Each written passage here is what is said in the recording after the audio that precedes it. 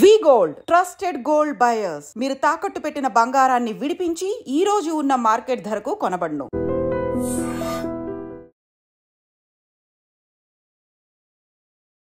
Hi hello నమస్తే, welcome back to iDream media. ఈరోజు మనతో ఉన్నారు ముఖ్యంగా ఏపీపీఎస్సీ గ్రూప్ 2కి సంబంధించిన ఎగ్జామ్ కేవలం వారం రోజులు మాత్రమే ఉంది. గ్రూప్ 2 ఎగ్జామ్కి సంబంధించి ప్రీవియస్ ఎపిసోడ్స్లో మనకి సబ్జెక్టు, సిలబస్ అండ్ దానికి తగిన చాలా విషయాలు మనకు చెప్తున్నారు ధనుంజయ్ గారు. అయితే ఆ ధనుంజయ్ గారు ఈరోజు మనకి ఎగ్జామ్ పేపర్ గురించి, ముఖ్యంగా స్టూడెంట్స్లో మధ్యలో ఉండే భయాలను తొలగించే విధమైన అంశాలను మనతో డిస్కస్ చేయబోతున్నారు. సార్తో మాట్లాడి ఆ విషయాలని కూడా తెలుసుకుందాం. నమస్కారం సార్. నమస్కారం. ధనుంజయ్ గారు, ప్రీవియస్ ఎపిసోడ్స్లో అంటే నిజానికి గ్రూప్ 2కి సంబంధించి ఎవరు ఇవ్వనంత మ్యాటర్ మీరు ఇవ్వడం జరిగింది ఐడ్రీమ్ మీడియా ద్వారా. చాలామంది స్టూడెంట్స్కి అది చాలా హెల్ప్ అయింది. లక్షల వ్యూస్ వచ్చినాయి దానికి. మెయిన్గా మీ మోటివ్ ఒక స్టూడెంట్ అనేవాడు భయం లేకుండా ఎగ్జామ్ అటెండ్ అవ్వడం ఫస్ట్ ఆఫ్ ఆల్. అయితే దానికి సంబంధించి మీరు ప్రీవియస్ ఇచ్చిన ఇన్ఫర్మేషన్ ఎంతో, ఈరోజు ఇవ్వాల్సిన ఇన్ఫర్మేషన్ కూడా అలాంటిదే. అసలు ఎగ్జామ్ పేపర్ ఏ విధంగా ఉండబోతుంది, భయపడకుండా ఎగ్జామ్ అటెంప్ట్ చేయాలి అనే విధంగా మన స్టూడెంట్స్కి ఏం చెప్పబోతున్నారు? ఎస్, ఫస్ట్ ఆఫ్ ఆల్ మనకి ఎగ్జామ్ ఇంకా 1 వీకే ఉందండి. సో మనం లాస్ట్ ఫైనల్గా ఏం చేయాలనే విషయాన్ని గతంలో డిస్కస్ చేస్తాం వీడియోస్ ద్వారా. ఇప్పుడు మనం చెప్పదలుచుకుంది ఏంటంటే, అసలు ఎగ్జామ్ హాల్కి వెళ్ళిన తర్వాత కొన్నిసార్లు ఎలా ఉంటుందంటే, ఎగ్జామ్ పేపర్ జనరల్గా అంటే మనం ఏమైతే ప్రిపేర్ అయ్యి వచ్చామో అలాగే ఉంటుంది. సో అది పెద్ద రిస్క్ అనిపించింది మైండ్కి కూడా. అంటే చదివిందే కాబట్టి, ప్రాక్టీస్ చేసిందే కాబట్టి ఎగ్జామ్ అటెంప్ట్ చేసుకుంటూ పోతుంటే ధైర్యంగా అటెంప్ట్ చేస్తాం. ఇది ఒక ప్యాటర్న్. దీన్నే easy or moderate exam paper setting అని పిలుస్తాం. సెకండ్ టైప్ ఆఫ్ ఉంటుందన్నమాట. ఎలా అంటే, క్వశ్చన్స్ చూడగానే అసలు ఫస్ట్ పేజ్, బుక్లెట్లో ఫస్ట్ పేజ్ చూడగానే ఫస్ట్ క్వశ్చన్ అసలు నిజంగా ఇది అంటే మన ప్యాటర్న్ కాదు ఫ్రేమింగ్. సెకండ్ వన్, మనం ప్రిపేర్ అవుతున్న సోర్సెస్ కూడా ఇది కాకపోయి ఉండొచ్చు. థర్డ్ వన్, అసలు క్వశ్చన్ చదువుతుంటే అర్థం కాకపోవడం. ఈ 3 టైప్స్ ఆఫ్ సెకండ్ టైప్ ఆఫ్లో ఉంటుందన్నమాట. సో నేను చెప్పేది ఏంటంటే, ఎగ్జామ్ పేపర్ 2 టైప్స్ ఉండడానికి ఎప్పుడు అవకాశం ఉంటుంది. ఈ మధ్య కాలంలో అయితే మనం చూస్తే ఏపీఎస్సీ గ్రూప్ 2 ప్రిలిమ్స్ చూసినా, గ్రూప్ 1 ప్రిలిమ్స్ చూసినా, టీజీపీఎస్సీ తెలంగాణలో ముఖ్యంగా గ్రూప్ 3 గ్రూప్ 2లో జిఎస్ పేపర్ చూసినప్పటికీ కూడా మనం ఊహించినట్టయితే పేపర్లో లేవు. కాబట్టి మనం ఏం మాట్లాడుతున్నామంటే, పేపర్ అనేది 2 రకాలుగా ఉండొచ్చు. సపోజ్ ఇప్పుడు first type of paper moderate or easy అంటే గతంలో ఇలాగే ఉండేది. అంటే ఎలా అనుకున్నారు, మొత్తం మనకి 2 పేపర్లు ఉంటాయి ఏపీఎస్సీ గ్రూప్ 2 మెయిన్స్లో, మార్నింగ్ ఒకటి అండ్ ఆఫ్టర్నూన్ ఒకటి. మార్నింగ్ పేపర్ యాజ్ యూజువల్గా 2 సబ్జెక్టులు ఉంటాయి, AP history and Indian constitution.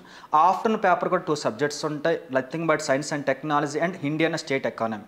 So ఇది పక్కన పెడదాం. పేపర్ ఇప్పుడు మీరు మార్నింగ్ పేపర్ చూడగానే పేపర్ అనేది జనరల్ క్వశ్చన్స్ లైక్ అంటే మొత్తం 150 క్వశ్చన్స్లో సుమారుగా ఒక 60-70 క్వశ్చన్స్ సింగిల్ లైన్లో ఉన్నాయనుకుందాం. అంటే ఎగ్జాంపుల్ చెప్పాలంటే, ఇండియన్ కాన్స్టిట్యూషన్ సంబంధించి డ్రాఫ్ట్ ఎంతమంది మెంబర్స్తో కూడిన కమిటీ రెడీ చేసింది అనేది సింగిల్ లైన్ క్వశ్చన్ బేసికల్గా. సో చదివి ఉంటారు, ఈజీ టిక్ పెట్టేస్తారు, మైండ్కి బర్డెన్ అనిపించదు. అంటే ఇది జస్ట్ ఎలా చెప్పాలంటే ఇది ఈజీ అండ్ మోడరేట్ అని చెప్పవచ్చు. ఇంకా బాగా చెప్పాలంటే, ఇండియన్ కాన్స్టిట్యూషన్ పాయింట్ ఆఫ్ వ్యూలో మనకి నేషనల్ ఫ్లాగ్ సంబంధించి, నేషనల్ యాంథమ్ సంబంధించి రూల్స్ ఉన్నాయనుకుందాం. ఆ రూల్స్ ప్రకారం వచ్చేసరికి ఒక వ్యక్తి, ప్రముఖమైన వ్యక్తి చనిపోయేటప్పుడు, సుప్రీంకోర్టు జడ్జ్ చనిపోయారు అనుకుందాం, చనిపోయేటప్పుడు అతనికి సంబంధించి ఆ నివాళులు అర్పించడం కోసం అని చెప్పేసి ఆ ఫ్లాగ్ని ఏ ప్రాంతాల్లో మిడిల్కి ఎగరేస్తారని చెప్పి అడగొచ్చు. అంటే ఇది జనరల్ పేపర్ అన్నమాట. సో ఇలా వచ్చారు అంటే మాత్రం మ్యాక్సిమం మెంబర్స్ ఆడుతూ పాడుతూ చేస్తారు పేపర్ని. ఇలా వచ్చిందంటే దీన్ని యావరేజ్ ఆర్ మీడియం పేపర్ అని పిలుస్తారండి. ఓకే, సో ఇప్పుడు ఇదే క్వశ్చన్ మనం ఇంకొక టైప్ ఆఫ్ చేయొచ్చు. ఇప్పుడు ఎగ్జాంపుల్ ఎలా అంటే, మీకు ఇందాక చెప్పాను నేను ఏమనంటే, జెండా నేషనల్ ఫ్లాగ్కి యాంథమ్కి రూల్స్ ఉన్నాయని.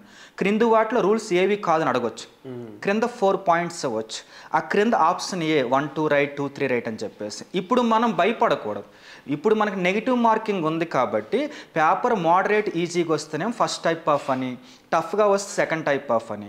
ఫస్ట్ టైప్ ఆఫ్ ఇస్తేనేమో మొత్తం 150 క్వశ్చన్స్లో మ్యాక్సిమం స్కోర్ పోకుండా కాపాడుకోవాలా. అంటే అర్థం ఏంటి, తెలిసిన మిస్టేక్స్ అస్సలు చేయకూడదు, తెలియని వెలగా వదిలేయాలి. కానీ తెలిసిన క్వశ్చన్ మాత్రం 1కి 2 సార్లు ఆలోచించి క్వశ్చన్ టిక్ పెట్టాలి, ఎప్పుడు ఈజీగా మోడరేట్గా ఇచ్చినప్పుడు. ఓకేనా. ఒక్కొక్క మార్కు చాలా వాల్యుబుల్, ఈజీగా మోడరేట్గా ఇచ్చినప్పుడు అసలు వదిలిపెట్టకూడదు. 150 మార్క్స్ పేపర్ అయినప్పుడు మార్నింగ్ పేపర్ ఆఫ్టర్నూన్ పేపర్ కూడా 150లో మోడరేట్ ఈజీగా వస్తే కన్ఫామ్గా సెంచరీ ప్లస్ అయితే ఉండాలి. గతంలో గ్రూప్ 2 చూసుకుంటే మాత్రం ఇండియన్ కాన్స్టిట్యూషన్ అండ్ స్టేట్ హిస్టరీకి సంబంధించి ఇప్పటి వరకు గ్రూప్ 2 సంపాదించిన మ్యాక్సిమం మెంబర్స్కి ఆ పేపర్ సెంచరీ ప్లస్సే ఉంది. కాబట్టి సెంచరీ ప్లస్ ఆ పేపర్ మెయింటైన్ చేయాలా ఎప్పుడంటే ఈజీ అండ్ మోడరేట్గా వచ్చినప్పుడు. ఇది ఒక టైప్ ఆఫ్. ఇక సెకండ్ పేపర్ కూడా ఈజీ మోడరేట్గా వస్తే ఏం చేయాలి? అసలు సెకండ్ పేపర్లో ఈజీ మోడరేట్ అంటే ఏంటి? సెకండ్ పేపర్లో ఇండియన్ ఎకానమీ, స్టేట్ ఎకానమీ ఉంది, సైన్స్ అండ్ టెక్నాలజీ ఉంది. సైన్స్ అండ్ టెక్నాలజీ తీసుకున్నట్లయితే మాత్రం సపోజ్ ఇప్పుడు మనకి విండ్ ఎనర్జీ ఉందనుకుందాం. విండ్ ఎనర్జీలో టాప్ 3 స్టేట్స్ ఏంటి గుర్తించండి, ఐడెంటిఫై చేయండి అనేది ఏంటంటే ఈజీ పేపర్. టఫ్ పేపర్ చెబుతా చూడండి.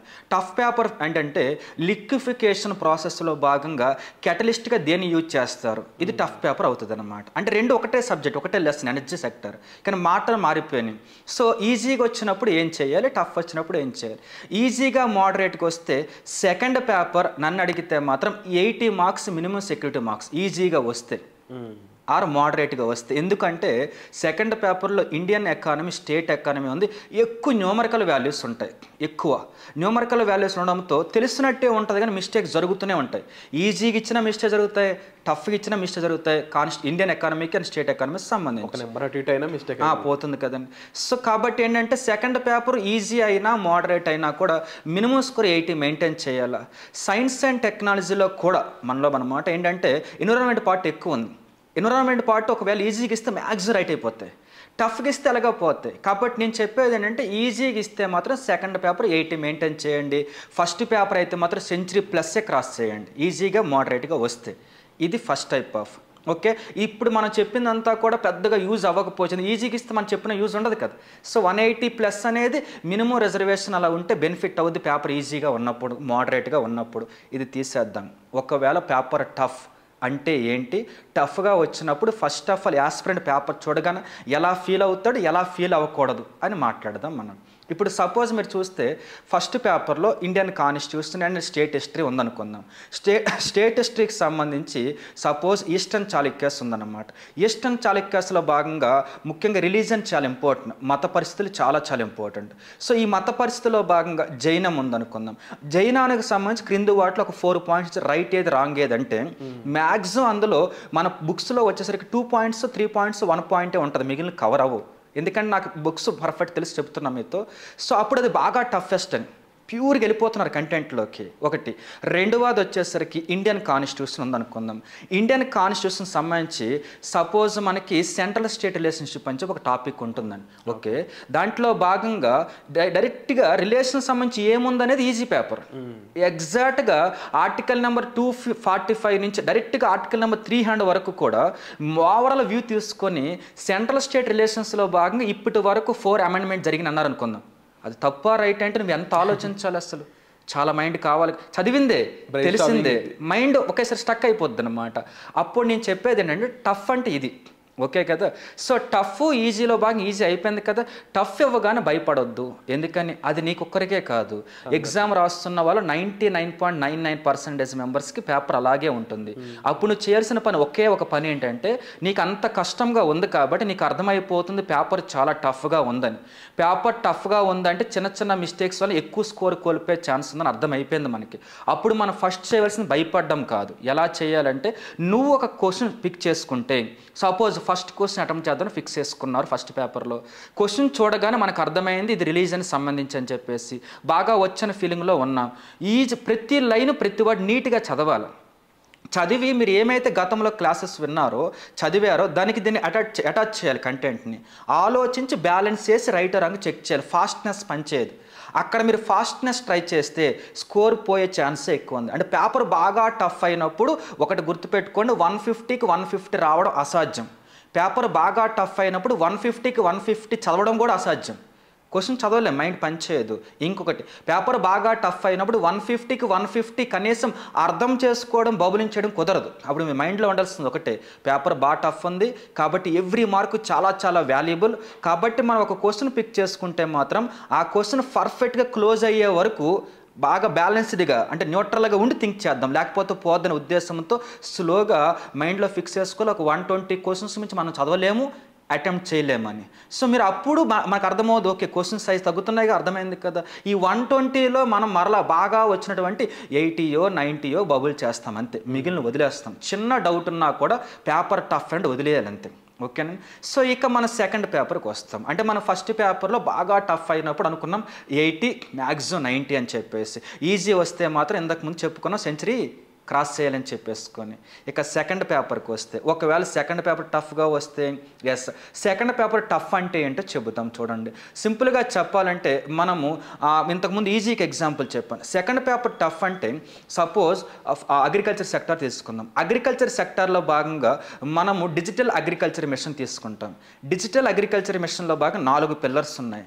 ఈచ్ పిల్లర్ సంబంధించి ఒక్కొక్క పాయింట్ చొప్పున ఒక క్వశ్చన్లో 4 పాయింట్లు 4 పిల్లర్స్ సంబంధించి ఫ్రేమ్ చేస్తే మనకు ఐడియా రాదు ఎగ్జాక్ట్గా. సో అది టఫ్ అని అర్థమైపోతుంది. సో మనకు అర్థమైంది పేపర్ టఫ్ ఉందని చెప్పేసి వెంటనే భయపడకూడదు. మనకు అర్థమైపోయింది ఫస్ట్ పేపర్లోనే ఇది కూడా టఫ్ ఇచ్చాడు కాబట్టి మొత్తం అటెంప్ట్ చేయలేము, చదవలేము, రాయలేమని చెప్పి క్లారిటీ వచ్చేస్తుంది. అదే పని మనకు ఒకవేళ సైన్స్ అండ్ టెక్నాలజీలో ఇచ్చారనుకుందాం. సైన్స్ అండ్ టెక్నాలజీలో సపోజ్ మనం చెప్పాలంటే ఎస్ కోస్టల్ రెగ్యులేషన్ జోన్స్ అని ఉంటాయి, CRZs అని చెప్పేసి. కోస్టల్ రెగ్యులేషన్ జోన్స్ సంబంధించి ఇప్పుడు టఫ్ అంటే ఏంటో చెబుతాను చూడండి. కోస్టల్ రెగ్యులేషన్ జోన్లో 1A 1B 1A జోన్ అనగా వాడే లైన్ ఇస్తాడు, 1B జోన్ అనగా వాడే లైన్ ఇస్తాడు, 2, 3, 4, 5th జోన్ వరకు ఉంటాయి. ఈచ్ జోన్ ప్రాపర్టీస్ వాడే ఇస్తాడు. వీటిలో రైట్ ఏదని అడిగాడు అనుకుందాం, అర్థమైపోయింది ఇది చాలా టఫ్ అని చెప్పేసి. సో ఇప్పుడు మనకు ఆలోచించిన డయాగ్రామ్ మైండ్లోకి రాదు. ఎందుకని వెంటనే ఆలోచిస్తే ఎలా రావాలంటే బాగా చదువును కొంతమంది ఉంటారు, అందుకే 99.9% అని చెప్పాము. బాగా చదువుంటే మైండ్కి వచ్చేస్తుంది ఏమని, కోస్టల్ జోను, ఫస్ట్ జోను, తర్వాత ఫస్ట్ జోన్ ఏ, తర్వాత 5th జోన్ రివర్స్ ఉంటాయి అవి. సో అర్థమవుద్ది, చదవకపోతే పోద్ది కదా. సో పేపర్ టఫ్ అని అర్థమైంది కాబట్టి మనం వెంటనే న్యూట్రల్ అవ్వాలి. మైండ్ న్యూట్రల్ అయ్యి పేపర్ బాగా టఫ్ మ్యాక్సిమం మెంబర్స్కి పోతుంది. కాబట్టి ఇప్పుడు మనం ఏం చేయాలా, 150 క్వశ్చన్ చదవలేం, చదివినా అర్థం కావు, అర్థమైన బబుల్ చేయలేం, రాయలేం, మార్కులు పోతాయి. సో మనం మైండ్ మార్చుకోలేమని మనం 100, 120 మాత్రమే బాగా చదవగలం. అందులో మనకు తెలిసిన మహా అయితే ఒక 70 ఏం రాయగలుగుతాం, 75 మ్యాక్సిమం అని మైండ్ చెప్పుకుంటే అప్పుడు మీరు ఆ 75 కోసం 100, 120 కోసం చదువుతారు. 75 వచ్చిన మాత్రం బబుల్ చేస్తారు. 4 పాయింట్లో 1 or 2 పాయింట్స్ డౌట్ ఉన్నా కూడా మ్యాక్సిమం ఏం చేయాలంటే వాటి నుంచి మనం దూరం అయిపోవాలి, అంటే వదిలేయాలి క్వశ్చన్ తప్ప పొరపాటును కూడా టచ్ చేయకూడదు. సెకండ్ పేపర్ అస్సలు టచ్ చేయకూడదు, కట్ ఆఫ్ జోన్లోకి వెళ్ళొద్దు అంటారు. కన్ఫామ్ రిస్క్ అయిపోద్దండి, 1 మార్కులు పోతాయి కదా. సో ఇది పేపర్ టఫ్ వచ్చినప్పుడు ఫస్ట్ పేపర్ వచ్చేసరికినేమో సుమారుగా 80, 90, సెకండ్ పేపర్ వచ్చేసరికి 75, 80 మ్యాక్సిమం. ఈజీ వస్తే ఫస్ట్ పేపర్ సెంచరీ క్రాస్ చేయాలి, సెకండ్ పేపర్ ఒక 90 వరకు రావాలా. ఇది ఓవరాల్గా మనం ఇవ్వదలుచుకున్న ఐడియా. సో ఎక్కువ మందికి పేపర్ టఫ్ వస్తే మైండ్ కాస్త ఒకేసారి స్టక్ అవుతుంది. అప్పుడు మనం చెప్పుకున్నాం 150 క్వశ్చన్స్ మనం ఒక్కరమే కాదు స్టేట్ మొత్తానికి ఈ క్షణం ఎలాగే ఉంటుందని ఫీల్ అయ్యి మనం చేంజ్ చేసుకోవాలి, మైండ్కి చెప్పుకోలేమని మొత్తం క్వశ్చన్స్ రాయలేము, సో మార్చుకుందామని. ఇది వాళ్ళు పాటిస్తే మాత్రం చాలా బెనిఫిట్ అవుతుంది. సో ధనంజయ్ గారు ఇప్పటి వరకు ఓవరాల్గా చాలా విషయాల మీద మాట్లాడడం జరిగింది, గ్రూప్ 2కి సంబంధించి syllabus, subject, everything, exam paper time కూడా. సో ఫైనల్గా మన స్టూడెంట్స్కి అయి ఉండొచ్చు, ఈ గ్రూప్ 2కి సంబంధించి చివరిగా ఇచ్చే సలహా ఏంటి అది? ఓకేనండి. సో ఇప్పుడు ఒక చిన్న ప్రాక్టికల్ కేస్ స్టడీ మాట్లాడి మనం వాళ్ళకి సలహా ఆరోపణలు ఇద్దాం అనమాట. కేస్ స్టడీ వచ్చేసరికి సపోజ్ మనం గ్రూప్ 2 APPS సంబంధించి ప్రిలిమినరీ ఎగ్జామ్కి ముందు సర్టెన్ నెంబర్ ఆఫ్ పీపుల్ తీసుకొని మనం స్పెషల్గా మెంటర్షిప్ రన్ చేస్తాం. సో మన టైం బాగుండి ఏమైందంటే 100% క్వాలిఫైర్ కాబట్టి మన రిస్క్ లేకుండా మెయిన్స్ మెంటర్షిప్ వేసాం, పక్కన పెడదాం. ఇప్పుడు నేను అబ్జర్వ్ చేసి చెబుతాను, ప్రాక్టికల్గా నా కళ్ళ ముందు జరిగింది ఏంటంటే ఒక పర్సన్ ఉన్నారు, సుమారుగా 6 years నుంచి గ్రూప్ 2కి ప్రిపేర్ అవుతున్నారు, ఓన్లీ గ్రూప్ 2కి ప్రిపేర్ అవుతున్నారు. So different type of coachings అన్నీ అయిపోయినాయి. అతను గ్రూప్ 2 ప్రిలిమినరీ ఎగ్జామ్కి ముందు కూడా సుమారుగా మెయిన్లీ గ్రూప్ 2 ఎగ్జామ్ పంపించే ముందు నేను స్పెషల్గా పిలిపిస్తాను స్టూడెంట్స్ మొత్తాన్ని. లాస్ట్ ఒక మెయిన్ మాటలు చెబుతా, అది వెపన్ లాంటిది అనమాట. అతను లాస్ట్లో రాలేదు, చాలా మిస్టేక్ అది.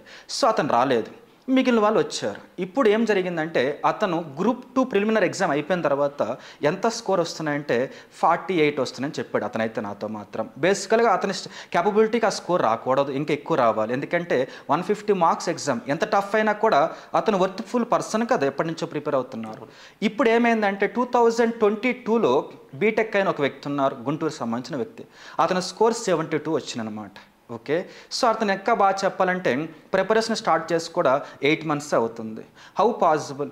ఇక్కడ ఒక చిన్న మాట చెబుతాను చూడండి. కేస్ స్టడీ ఏంటంటే, ఈ వ్యక్తి ఎవరికైతే 48 వచ్చినాయో ఆ వ్యక్తి నన్ను కలిసి ఏమన్నారంటే, చాలా పెద్ద మిస్టేక్ చేశాను, నాకంటే నిన్నగాక మొన్న వచ్చిన వాళ్ళు మామూలుగా ప్రిపేర్ నాకంటే ఎక్కువ స్కోర్ వచ్చినాయి, నాకే చాలా గిల్టీగా ఉంది సార్ అని అన్నాడు అనమాట.